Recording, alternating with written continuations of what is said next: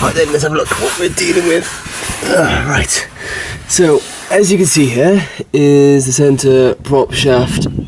There's one bearing, and then there's the second, and then it goes into the gearbox that way. Now, what I'm thinking of doing is unbolting those bolts over there, then once they're off, start slackening these ones, and hopefully everything should fall out. I say fall out, come off easily enough. I hope. Just notice how bad the camber is.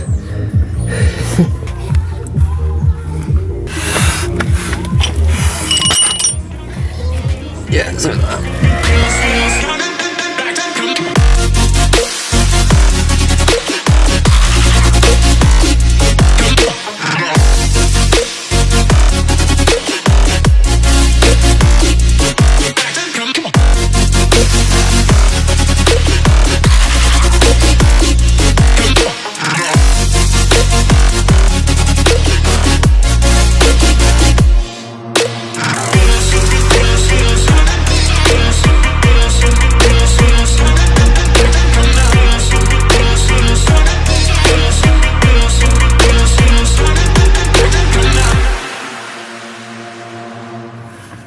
Right, so we've unbolted the bearings. It's a little, where's the light? They're all unbolted now. That's unbolted. Now we're trying to see if we can slide the bearing out towards me this way.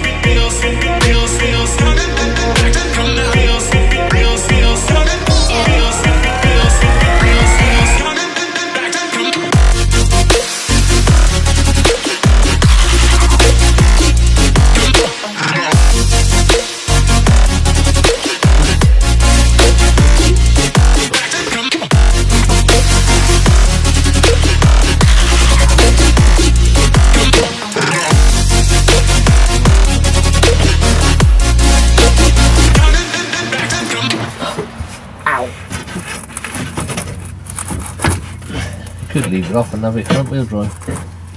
No!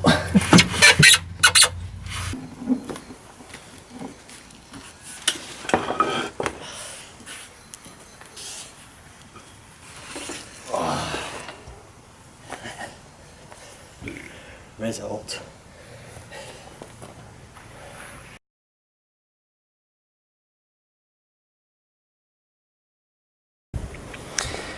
So what you just saw was clips that I've accumulated over the past year, and ever since I've been trying to get replacement bearings. Now recently I've done some research, and it turns out you can't do that.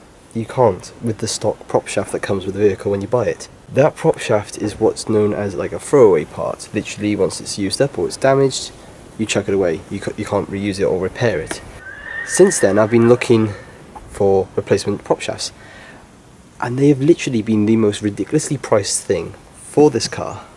For example, the one prop shaft that I came across was 600 quid. The cheapest I could find it was 400 to 450. So left me a bit of a dilemma, and I finally found a prop shaft which is the exact same for 250. So here we've got the two prop shafts. We've got the old one and we've got this brand new one that we got recently. Now we took it to a shop and they generally couldn't get it apart either. They cut the bearing apart, they tried to split it, but apparently what it is, inside the actual splines there's a lock that locks the prop shaft in place and you can never get it undone again. It's ridiculous. So we then said, well, obviously we have to get an aftermarket one. This is what we came up with. Now they are a bit different. This prop shaft here seems much more meatier and more stronger than this one. Another thing that the shop said was this kind of union sort of universal rubber on the original one has gone, as in you shouldn't be able to move it like this. On this one they barely move at all. They don't even move. So they would have had to replace them anyway, so getting the entire shaft, you know, was much easier, much cheaper. And they also came with brand new bearings. These are the bearings I purchased over a year ago. I haven't used them, but you know, you learn these things, you know. But hey, so what we're going to do now is put that one back onto the Scenic, and well, this is what this car's all about, is this prop shaft, you know, providing power to the rear wheels. So let's get cracking, shall we?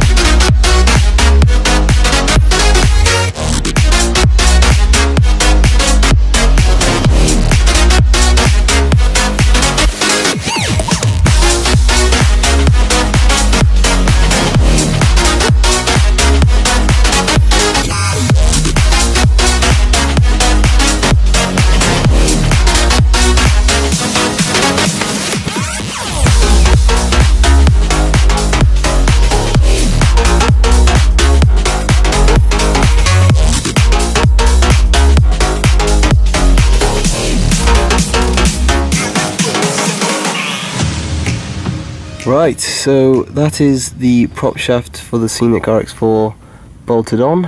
It fits quite well. I believe they're all tight. Well, before I do drive it off, I am going to check it before I drive. Just need to find out where I'm going to hold this up now, because it sits kind of there. I don't know. Well, I'll find something. I don't know what, but I'll find something. But for now, prop shaft is in. Right then, guys, I'm going to wrap it up there. That has been the chaos that has been trying to sort out this prop shaft. But it's in. It's now four-wheel drive. It's now an RX4, a proper RX4. So this will be off-road capable, or more capable now. But you know, we shall see what we can do with this in the future. So hopefully, guys, this gives you some info, some help into these prop shafts for this vehicle. If it is any help, let me know. And if you have any more questions or anything you want to know about this car, how to fix something, I don't know, anything, let me know, and I shall, well, hopefully you'll see you in the next video. Bye for now.